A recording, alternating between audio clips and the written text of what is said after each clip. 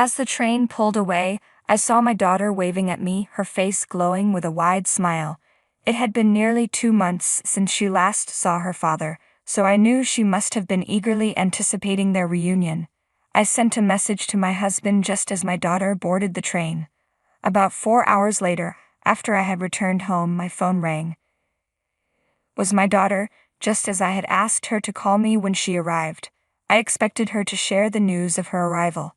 "Hello, Sarah. Did you make it to San Francisco and catch up with your dad?"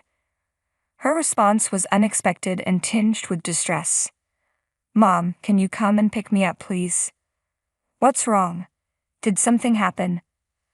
"I didn't get to see Dad." "What do you mean?"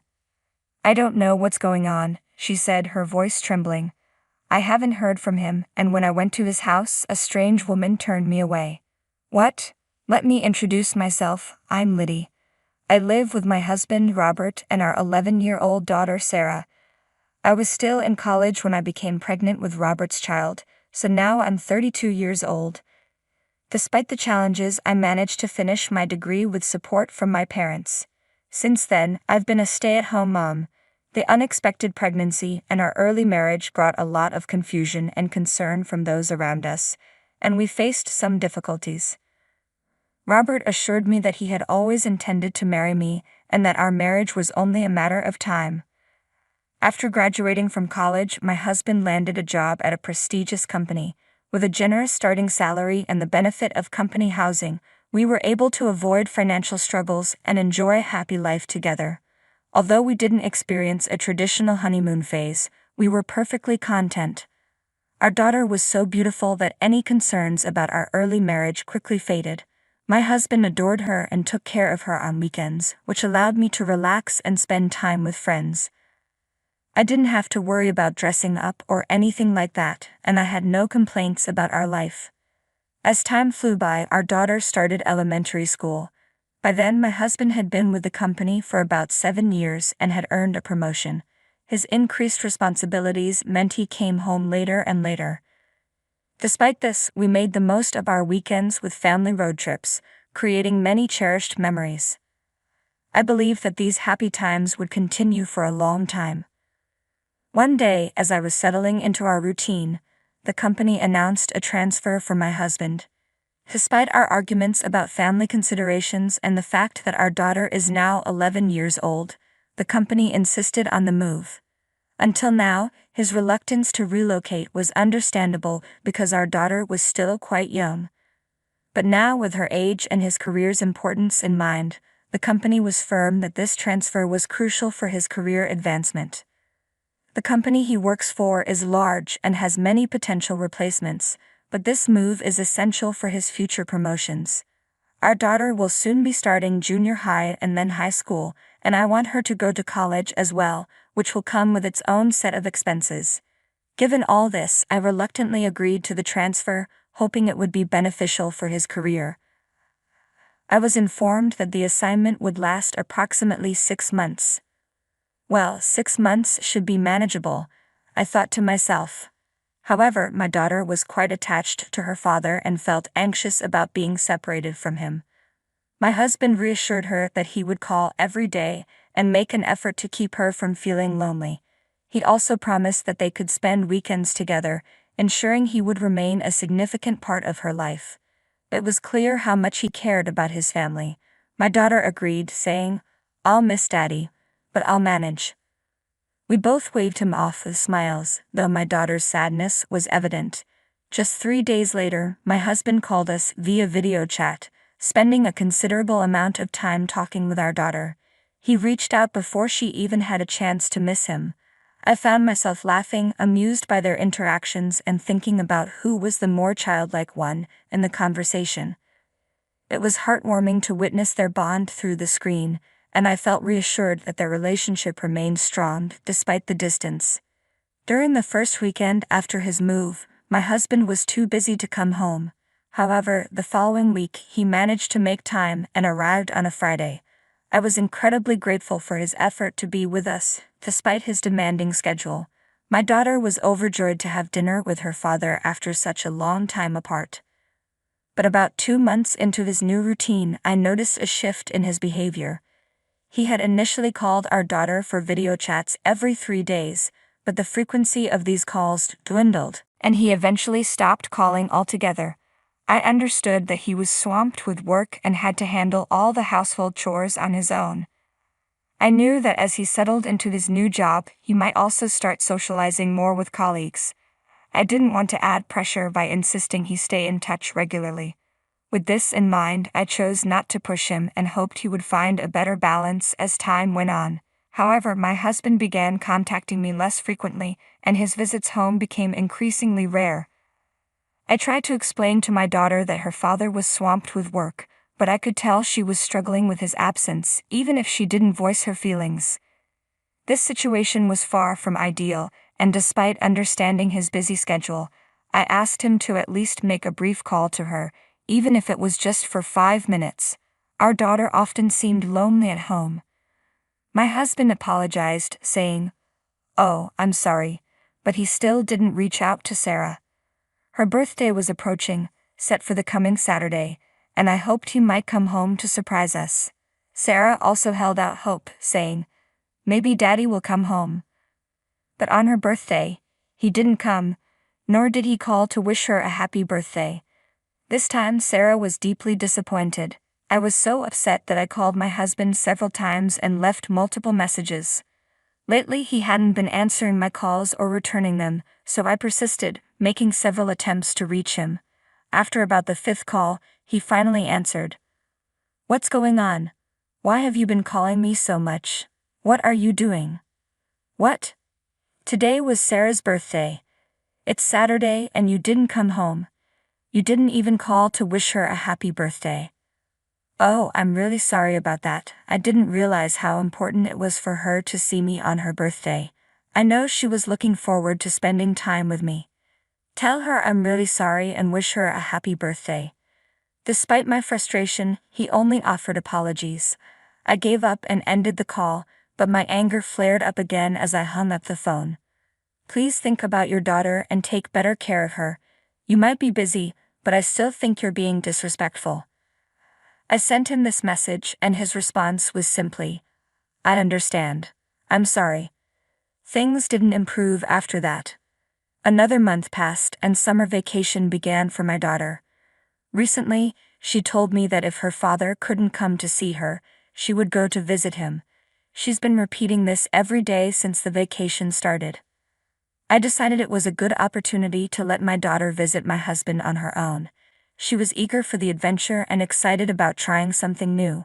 We live in Los Angeles and my husband is in San Francisco, so she could easily travel by train. I would drive her to the station, and my husband would pick her up at the other end. He agreed to the plan, and finally, my daughter would get to see her father after a long time apart. On Saturday, I saw her off, and as the train departed, she waved at me with a wide smile. It had been 2 months since she last saw her father, so I knew she was really looking forward to this reunion. I sent a message to my husband as soon as my daughter boarded the train. A few hours later, around noon, after I had returned home, my daughter called me. She had boarded the train early that morning, and I assumed she was calling to let me know she had arrived and met up with my husband, possibly after having lunch together. "Hello, Sarah. Did you make it to San Francisco and meet up with your father?" Her response was unexpected and filled with distress. "Mom, please come and pick me up right now." "What? What's wrong?" "I didn't see Daddy." "What do you mean?" "I'm not sure. I haven't heard from him. When I got to his house, a strange woman told me I couldn't come in." "What? What did she say exactly?" "No, I need to pick up my daughter as soon as possible. Where are you now?" "I'm back at the San Francisco station." "Then find a fast food restaurant and wait there." Quickly got into the car and headed for the station. I barely managed to buy a ticket and catch the next train to San Francisco. When I finally arrived, my daughter looked up at me, on the verge of tears. We went to a nearby cafe, and I ordered pancakes, which are known to be a local favorite. As soon as the pancakes arrived, her face brightened slightly. She seemed to enjoy them and appeared a bit more at ease. I asked her what had happened. She explained that she hadn't been able to reach my husband at all when she arrived at the station. After waiting for about 30 minutes with no sign of him, she decided to take matters into her own hands and went to his house. I had given her his address just in case. Being tech-savvy, she used her smartphone to navigate there quickly. When she arrived and rang the doorbell, a woman's voice answered. "Who are you?" My daughter, taken aback, managed to respond, "I'm here to see my dad." The woman told her to go home and that she couldn't see her father because she was a nuisance. Without even opening the door, the woman ended the conversation. Feeling rejected, my daughter returned to the San Francisco station. Fury overwhelmed me. If my husband's new circumstances meant our daughter couldn't see him, then it was time to take action. I told my daughter we were going home, and as soon as we arrived, I began preparing to move out. When I explained the situation to my parents, they were outraged and offered to help however they could.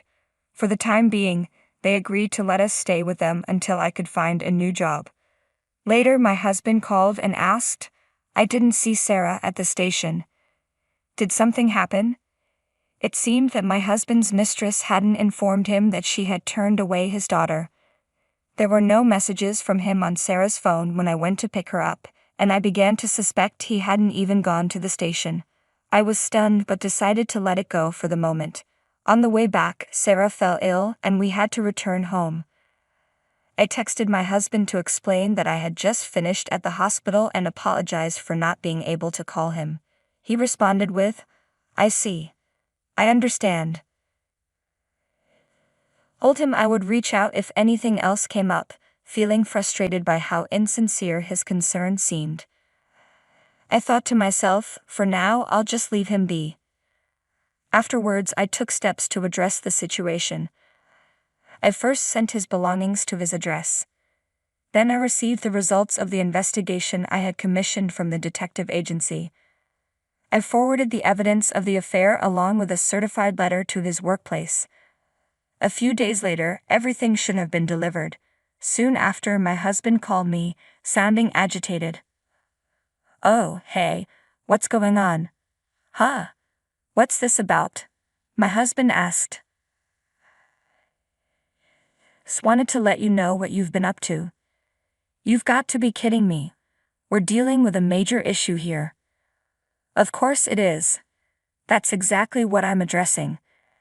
And I can't believe you're sending my belongings to me.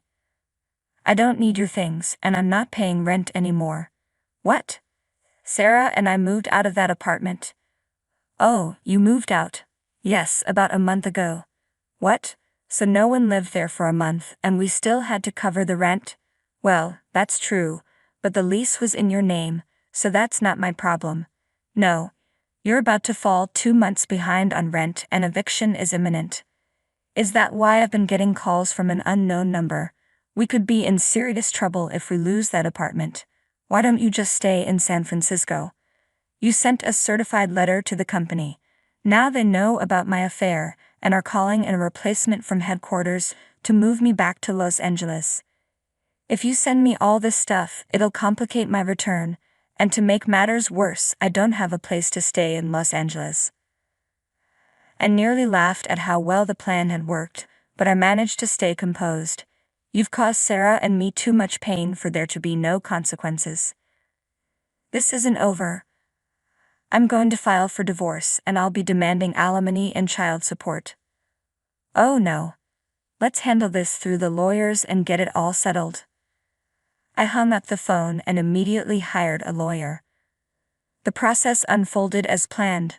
The divorce was finalized without any issues, and I secured alimony from both my ex-husband and his affair partner. I also filed for child support from him. The scandal of his affair led to his return from the transfer, making him the subject of ridicule within the company. He faced scorn from female colleagues and lost all prospects for promotion. However, he couldn't resign because he needed to fulfill his alimony and child support obligations. He must be deeply embarrassed. My daughter has become disillusioned with him. When he reached out to apologize and asked to see her, she declined. He truly deserves this. Meanwhile, I found a job and my daughter and I now live happily together in a new apartment. I'm committed to working hard to support her and to watch her grow up. 4 Mini,